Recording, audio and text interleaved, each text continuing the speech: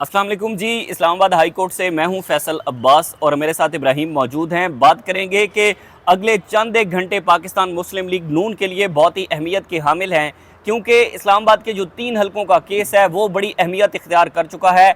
Election commission और Islamabad high court के जजेस के दरमियान हम कह दें कि बड़ी जो है वो महाज आराई है। उसी के साथ ही पाकिस्तान तहरीक इंसाफ के जो कैंडिडेट हैं वो भी इस वक्त कभी इलेक्शन कमीशन और कभी इस्लामाबाद हाई कोर्ट का रुख कर रहे हैं। अगले चंद घंटे ये तय कर देंगे कि आया इस्लामाबाद के जो 3 हलके हैं उनका वो किस तरह से डिसाइड होने जा रहे हैं। आया वो नून लीग के पास रहेंगे या फिर जिन लोगों ने सीटें जीती हैं वो उनके पास जाएंगे, क्योंकि जस्टिस तारिक महमूद जहांगीरी तो इस बात का तैयार कर चुके हैं कि वो किसी सूरत में प्रेशर में नहीं आएंगे, चाहे वो मुख्तलिफ सियासी जमातों के प्रेशर हों या फिर किसी भी खुफिया एजेंसियों के। क्योंकि ये जो 3 हलकों का केस है इसमें उन्होंने फॉर्म 45, 46 और 47 अदालत के अंदर मांग रखे हैं और उसमें नून लीग अपना राय फरार इख्तियार कर रही है। वो अदालत से भागना चाह रही है और वो किसी अपने मनपसंद जज को लगाना चाह रही है इलेक्शन ट्रिब्यूनल के अंदर। इसी हवाले से उन्होंने इलेक्शन कमीशन में जो है वो 3 मुख्तलिफ दरखास्तें दायर की थी और उसमें मौक़िफ़ अपनाया था कि जस्टिस तारिक महमूद जहांगीरी से ये जो केस है उज़रदारियों का इलेक्शन में, उसको किसी और जज को ट्रांसफ़र कर दिया जाए। उसी के साथ ही दूसरा बड़ा अहम तरीन मामला है अहमद फराद की बाजियाबी से मुतल्लिक कि आज फिर एक मरतबा जस्टिस मोहसिन अख्तर कियानी साहब ने बड़ा अड़े हाथों लिया है खुफिया एजेंसियों को। सबसे पहले इब्राहिम बताएं कि जो इलेक्शन ट्रिब्यूनल के केसेस हैं, 3 केसेस मेरे ख्याल में चंद एक घंटे बाकी हैं, वो तय कर देंगे कि आया ये सीटें नून लीग के पास रहेंगी या फिर जो है वो पाकिस्तान तहरीक इंसाफ को उनके हक के मुताबिक मिलेंगी। बहुत बहुत शुक्रिया फैसल। देखें, बहुत ज़रूरी है ये बात बतानी कि जो इस वक्त इस्लामाबाद हाई कोर्ट के अंदर भी फैसला जो है वो महफूज कर लिया गया है इलेक्शन ट्रिब्यूनल का जो ऑर्डीनेंस है उसके हवाले से, और साथ साथ जो इलेक्शन कमीशन के अंदर भी इस वक्त समातें जो है वो जारी हैं। शोएब शाहीन जो है उन्होंने अपने दलाइल जो है वो मुकम्मल कर लिए हैं। अब जो अमर मुग़ल हैं उनके जो वकील हैं फैसल चौधरी साहब, उन्होंने अपने दलाइल का आगाज़ किया। बुनियादी तौर पर अगर हम इलेक्शन कमीशन की बात करें ट्रिब्यूनल के हवाले से, वहाँ पर जो सजील सवाती या फिर शोएब शाहीन साहब की तरफ से जो दलाइल दिए गए हैं उनमें ये मौक़िफ़ अपनाया गया तासब की बुनियाद के ऊपर किसी भी जज का किसी बेंच से अलग होना नहीं बनता। तासब की बुनियाद के ऊपर अगर तासब का इल्ज़ाम लगाया जाता है, अगर किसी जज के ऊपर, उसका सबूत भी दिया जाता है उस जज को कि ये आपके ऊपर इल्ज़ाम लगाया है, ये उसका सबूत है, लिहाजा आप इस केस को ना सुने, इस केस से अलग हो जाएं। तो दूसरी चीज़ वहाँ पर यह है कि अगर जज, दूसरी सूरत इसकी ये है कि जज जो ट्रिब्यूनल का जज है वो खुद अपनी मर्जी से अलहदगी इख्तियार कर ले कि भाई मैं ये केस नहीं सुन सकता। इस तरह का कोई मामला नहीं है जो इलेक्शन ट्रिब्यूनल के अंदर जो मामला चल रहा है इस वक्त, क्योंकि जो पहली समाअत हुई या 10 बजे की समाअत का टाइम रखा गया था इलेक्शन कमीशन की जानिब से, जो 4 रुकनी जो उसका बेंच है उसने समाअत करनी थी।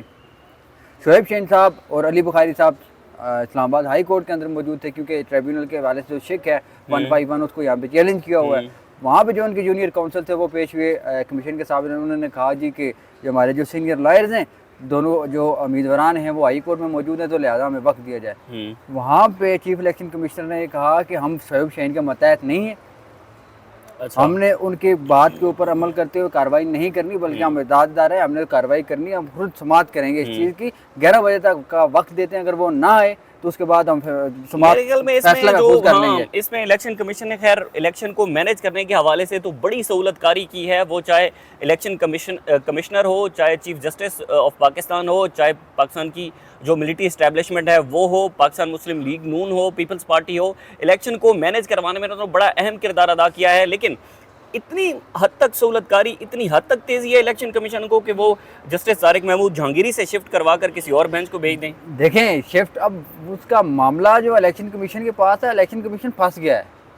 पहले देखें जिस वक्त जो लोग अहलकार बने, जिन्होंने सहूलतकारी की इलेक्शन को रिग करने के अंदर, वो अब देखें चीफ जस्टिस काजी फायद ईसा साहब के ऊपर इल्ज़ाम लगा, उन्होंने कहा जी ये झूठा है, कोई सबूत नहीं है, ये वो तहकीकात हुई उस चीज़ की नहीं हुई। वो जो चीफ कमिश्नर साहब थे वो गायब हो गए। चीफ इलेक्शन कमिश्नर के ऊपर इल्ज़ाम लगा, वो तो दरवाज़ा फ्रंट गेट से ही नहीं आते थे 3-4 महीने, उसके बाद वो बैक गेट से आते रहे। हम साफ़ी जो थे उधर हमें नज़र ही नहीं आए वो 4-5 माह। अच्छा, गायब हो गए वो कब इलेक्शन कराने के बाद बिल्कुल गायब है। 6 घंटे तो खैर पहले भी गायब रहते इलेक्शन वाले दिन, उसके बाद भी वो गायब हो गए। तो दूसरी चीज़ ये है कि जो इलेक्शन ट्रिब्यूनल को तब्दीली का मामला ही है और आईनी मामला है, कानूनी मामला है। अब इलेक्शन एक्ट का जो सेक्शन 151 है, इसमें इलेक्शन ट्रिब्यूनल तब्दीली का मामला है, इलेक्शन डी नोटिफाई करने का मामला नहीं है। क्योंकि इस्लामाबाद के अंदर सिर्फ एक ट्रिब्यूनल है, उसको तब्दील नहीं किया जा सकता, यकीनी तौर पर उसको डी नोटिफाई किया जाएगा। आमिर फारूक, अच्छा ठीक है, मैं थोड़ा सा आपको इंटरप्ट करूंगा। आमिर फारूक साहब ने आज जो समाअत की है इलेक्शन ऑर्डिनेंस और इलेक्शन कमीशन की कार्रवाई को रोकने के लिए, उनके खिलाफ ये पीटीआई की दरख्वास्त थी, उस पर क्या उनके रिमार्क्स थे, क्या दलाल दी गई? देखें, जो ये दरख्वास्तें थी ये बुनियादी तौर पे ऑर्डिनेंस को ख़त्म करने, उसको कलअदम करार देने, उसकी कार्रवाई रोकने की दरख्वास्त थी। दूसरी इस्तदा ये थी कि जो आर्टिकल सेक्शन 151 इलेक्शन एक्ट का, उसको कलअदम करार दिया जाए। अच्छा, क्योंकि वो आइन के मुनाफी है। वो इस इन द सेंस उन्होंने कहा, सजील सवाती जो थे इनके वकला शरीफ शाहीन साहब लोगों के, कि वो आर्टिकल 10A जो है उसकी मुखालफत करता है। तो जिसके ऊपर चीफ जस्टिस ने ये कहा कि आप मुझे बताएं जो इलेक्शन ट्रिब्यूनल बनता है उसने कितने दिन में फैसला करना होता है। उन्होंने कहा जी 180 दिन होते हैं उनके पास। तो उसने फिर उन्होंने कहा कि माजी के अंदर क्या इलेक्शन ट्रिब्यूनल रिटायर्ड जजेस उसमें आते थे?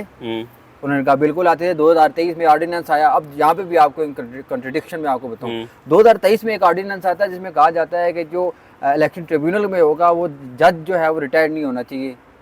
अच्छा, तरमीम कर दी 2023 हाजिर सर्विस जज होना चाहिए। हाजिर सर 2023 में तरमीम हो गई।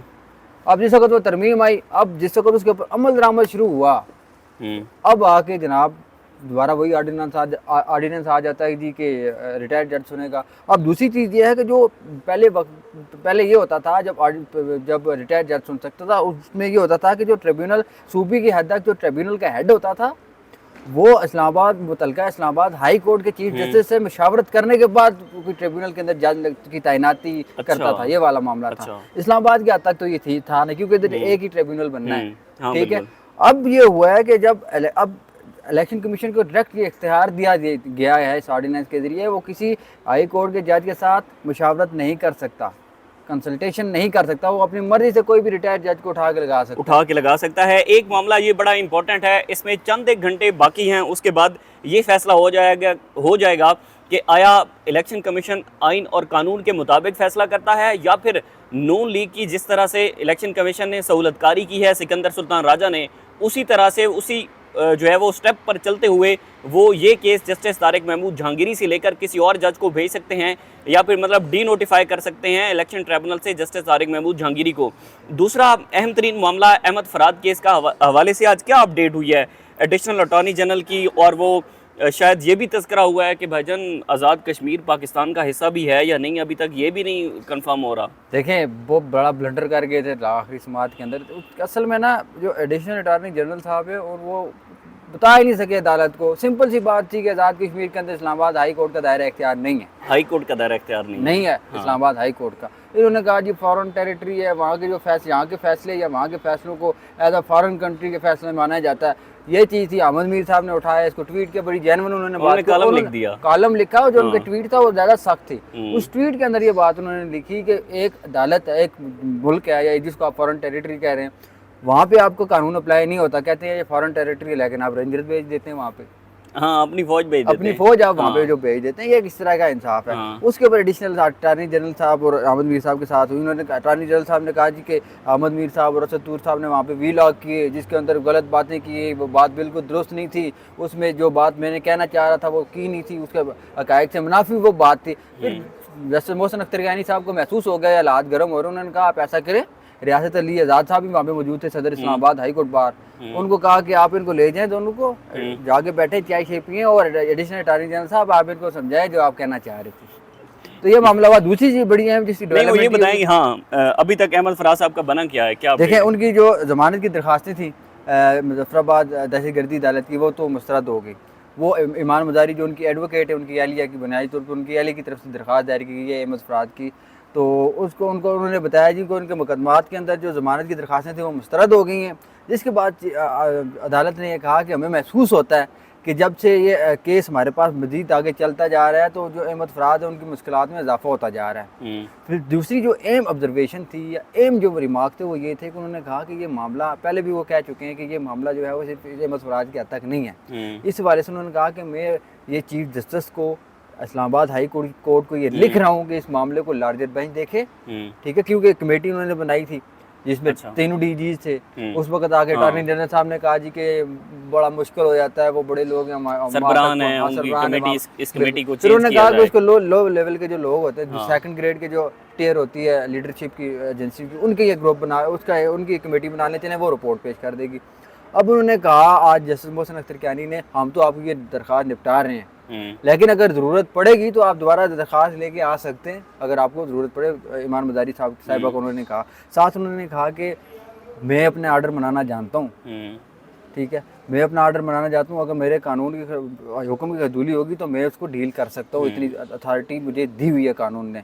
और साथ में ये था कि जो जिस वक्त एडिशनल अटॉर्नी जनरल साहब से कहा गया ना कि ये झूठ बोलेंगे, वीडियोस बनाए, वीलॉग बनाएंगे, कॉलम लिखेंगे, उन्होंने कहा कि मैंने तो कभी ना अदालत ने पाबंदी लगाई है वीलॉग करने पे या कॉलम लिखने पे। इस तरह की जो चीज़ें थी, अब जो उसको निपटा दिए बुनियादी तौर पे इनकी दरख्वास्त को। अब देखते हैं कि अदालत आगे क्या डायरेक्शन देती है, क्योंकि ये मामला जो है वो चला गया है सारा उस शिफ्ट कर दिया है इसको जनाब फुल कोर्ट की तरफ या लार्जर बेंच का इंदिया दिया गया है कि लार्जर बेंच इस पर बनाया जाएगा। बहुत शुक्रिया, इब्राहिम हमारे साथ मौजूद थे। ये कुछ अहम तरीन तफसीलात थी। इससे रिलेटेड जो भी तफसीलात होंगी आपके साथ शेयर करते रहेंगे। कमेंट के अंदर अपना फीडबैक ज़रूर दीजिएगा और हमें बताइएगा कि मज़ीद क्या हम किस डायरेक्शन पर काम कर सकते हैं। जो भी तफसीलात होंगी शेयर करते रहेंगे। इजाज़त दीजिए, अल्लाह हाफ़िज़।